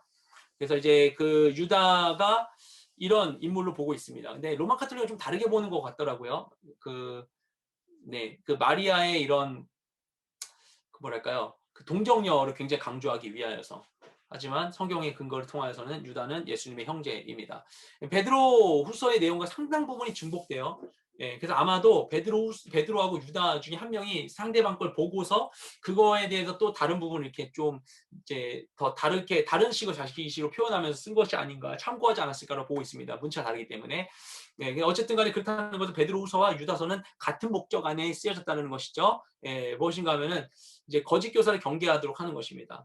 베드로서는 거짓 교사에 의하여서 도덕적으로 교리적으로 부패하게 되는 걸 경계해서 확고한 재림 신앙을 권면하는 그런 서신서이었어요. 당시 계속 얘기하는 초기 영지주의자들에 대해서 이들이 이제 도덕적 방종과 쾌락을 막 일삼고 있었기 때문에 그래서 이제 제대로 된 바른 신앙 고백을 가지고 바른 신앙의 열매를 맺어야 된다. 이런 얘기를 하는 것입니다. 그 다음에 요한계시록 부분은 제가 요한계시록 다 다루기보다는 제가 예전에 요한계시록 강의를 좀 들었었어가지고 그거에 대한 걸 기초로 한 내용들 좀 이야기를 좀 하도록 하겠습니다. 역시 요한이 썼어요. 요한이 언제 썼는가? 요한이 이게 보시면 알겠죠. 여기는 계속 마케도니아 아가야, 여기 소아시아 너무 많이 보죠. 지중해 크레타섬 그게 되고 여기 소아시아 지역인데 이곳에 보면 소아시아 7도시가 있습니다. 버가모, 두아디아, 사데, 빌라비아, 라오디게아, 서머나, 에베소. 이곳을 바라본 소아시아 7교회를 향해서 쓴 것으로 봅니다. 어디서? 이곳 반모섬에서. 이 섬에서 쓴 거예요. 반모섬에 유배되어 있는 중에 그 중에 쓴 거죠. 예, 그래서 이제 굉장히 너무나 유명한 이 요한계시록. 그걸 우리가 잘 이해하기 위한 이런 중심적인 이야기들 좀 나누도록 하겠습니다. 예, 장르에 대한 이야기예요. 장르가 왜 그러냐면 성경의 장르를 이해해야지 그 읽는 데 도움이 됩니다. 우리가 시편하고 열왕기 상하는 너무 다르잖아요. 시가서하고 역사서는 다르잖아요. 그렇죠. 그러면 요한계시록 뭐야? 이건 장르가 왜냐면 애매한 게 있거든요. 첫째, 서신서로 보면 아까 제가 요한서신 얘기했잖아요. 서신서적인 측면이 있어요. 편지잖아요. 어디에 있는 사자에게 편지하는 이런 부분. 뭐 얘기가 여기 달라지면 서신서 아니라고 보기도 합니다. 또 하나 예언서 아니냐? 예언서의 측면이 있죠. 일어날 일들에 대해서 얘기해요. 예언서. 묵시문학의 측면이 또 있어요. 묵시문학 무엇인가 하면 그 당시에 이런 어떤 비밀리에 쓰는 이런 겁니다. 그래가지고 이제 베드로도 보면 베드로 전서에 베드로가 바벨론이라는 표현을 써요. 로마 시대 바벨론이 있었어. 그게 아니라 로마를 바벨론이라고 이렇게 감춰서 쓴 겁니다. 예. 그들 사이에 있는 약간 그런 어떤 은어 이런 것이죠. 바벨론이라고 감춘 거예요. 그런 게 약간 묵시문학적인 특징입니다. 여기도 마찬가지예요. 그러니까 요한계시록도 그런 측면이 있다고 볼 수 있어요. 없다고 볼 수 없어요. 그러니까 이런 여러 가지 장르의 여러 측면이 다 있다. 이걸 인정하고 봐야지 하나만 가지고 봐가지고는 이해하기 좀 어렵다. 이게 예언서의 관점으로 봤을 때 약간 좀 어렵고 이런 게 있습니다. 어쨌든 그리고 어떻게 해석할 것인가에 대한 부분도 있어요. 이건 이제 요한계시록 좀 깊이 볼 때 좀 문제가 되지만 아무튼 그런 게 있어요. 왜냐면 이거 얘기를 드려야지 요한계시록 너무나 복잡한 게 얘기가 많기 때문에 한 역사주의적 해석을 한 겁니다. 왜냐하면 요한계시록은 초대교회 때부터 종말까지 실제 일어난 역사들을 쓴 것이다 라는 이런 관점이에요. 또 하나는 과거주의적 해석. 그러니까 요한계시록은 이미 옛날에 다 이루어진 거다. 여기서의 멸망은 AD 70년이 예루살렘 멸망에 대한 것이다 라고 보고 있는 그런 얘기예요. 그 미래주의적 해석이 있어요. 요한계시록은 앞으로 일어날 일에 대해서 쓴 것이다. 세상의 마지막 때에 일어날, 지금은 아니다. 그러니까 역사주의는 지금부터 점진적으로 이루어지면서 마지막까지 가고 있는 초대교회부터 지금도 진행되고 있고 마지막까지는 전체인 거고, 미래주의 해석은 지금 아니야. 나중에 맨 마지막에 최후의 몇 년 동안 일어날 일을 얘기하는 것이야 라고 얘기하는 것이고, 상징주의적 해석을 합니다. 아니야, 이런 거 다 아니고 그냥 이건 상징이야. 숫자도 상징, 지금도 상징사 상징이고 그냥 참고하라고, 너네 잘 살라고 이렇게 한 거야 라고 보기도 합니다. 또 하나 이제 절충주의적 해석이라고 할 수 있겠어요. 여러 가지 견해들을 다 그냥 종합적으로 보는 건데 제일 절충적으로 볼 부분이 있다고 봅니다. 왜냐하면 한 가지 관점으로 볼 때 저도 그렇게 생각을 많이 했었었는데, 특히 이제 미래주의적이나 역사적으로 볼 때 이게 굉장히 의미가 되잖아요. 근데 그게 건강하지 않다고 보여지는 부분이 있습니다. 그럼 결국 한계가 생겨요. 그렇게 되고 전체 구조를 보여드릴 텐데 이거는 좀 많이 참고해 주시면 좋겠습니다. 요한계시록 볼 때 이건 제가 되게 잘 정리 생각을 해요. 요한계시록을 크게 나눴을 때 이런 겁니다. 예. 각 장을 제가 쭉 설명했고 나눠놨어요. 내용을. 네. 처음에 서론이 나오고 7교회들에게 이야기하는 게 나오고 그 다음에 갑자기 보좌로 들려 올라가게 되지 요한이. 그래서 두루마리에 대한 부분을 봅니다. 그 두루마리를 열 자가 누가 있을까 하는데 예수님이 와가지고 딱 열어준 거 아니에요? 근데 이 두루마리를 어떻게 엽니까? 두루마리의 인을 열어요. 그러니까 두루마리가 이렇게 뚜뚜뚜뚜 있는 건데, 두루마리 아시잖아요. 두루마리 안 보여줘도 되겠죠? 뚜뚜뚜뚜 말려있는 이 두루마리 형태의 이런, 그 당시 글이 그렇잖아요.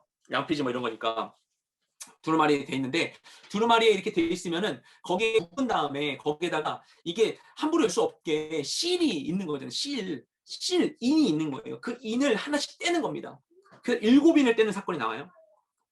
그 다음에 7나팔이 나와요. 그 다음 7대접이 나와요. 이 3개가 요한계시록의 얼개를 이해하기에 되게 좋은 겁니다. 7인, 7나팔, 7대접. 네. 그리고 내용은 달라요.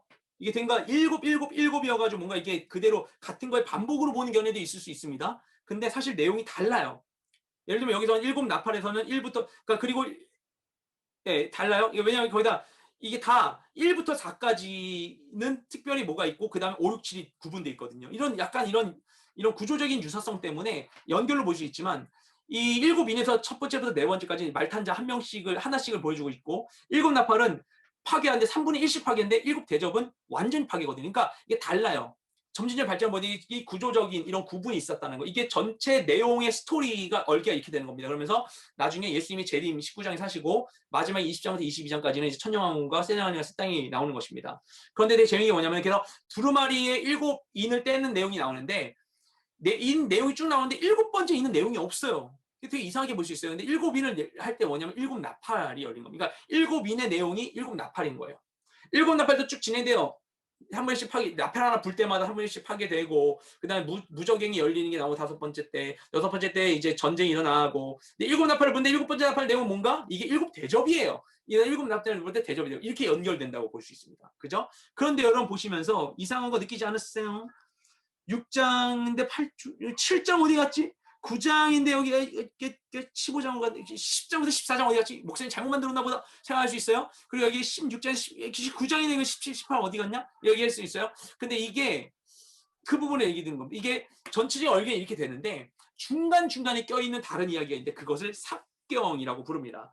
첫 번째 삽경은 뭐냐면은 왜냐면 요한계시록 읽을 때 우리가 헷갈리는 게 뭐냐면 스토리가 진행되는 것 같다가 갑자기 끊기고 딴 얘기 나오는 거예요. 그러니까 그것도 보면서 우리가 스토리 끊겼다는 얘기 생각 안 하고 이게만 보다 보니까 갑자기 헷갈려지게 돼요. 놓치게 돼요. 이게 흐름을 가지려고 하다가. 왜냐면 이게 그 당시에 이제 고대 이런 연극 구조랑 비슷한 겁니다. 그래서 전 스토리 가다가 갑자기 중간에 연사 나와서 막 설명하고 그런 거 있잖아요. 그러니까 막 그 옛날에 우리 막 그 뭐죠? 무성 영화 나올 때 막 장면 나오다 중간에 연사가 나가지고 그래서 이는 이랬던 것입니다.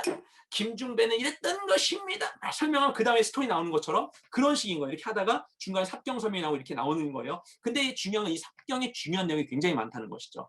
이 스토리가 있는데 삽경에 요한교실에 주로 많이 관심 받는 주제는 거의 삽경에 있어요. 그래서 이제 7인 다음에 나오는 게 14만 4천과 허다한 무리에 대한 이야기인 것이죠.